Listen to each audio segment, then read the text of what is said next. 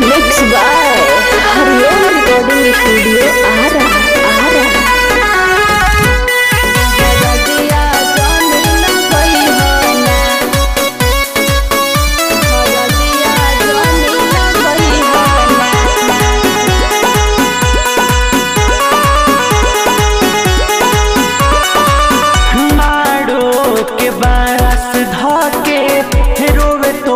मजनुआ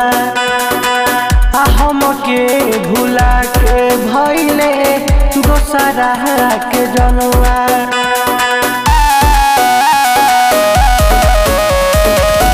मारो के बांस धके रोवे तोरे मजनुआ हमके भुला के भइले दोसरा के जनुआ करे जावा काढ़ी ले कोइलूना करे जावा काढ़ी के ले कोइलूना अचारवा धके रोवे मजनवा हरदिया जनी लगई हना अचारवा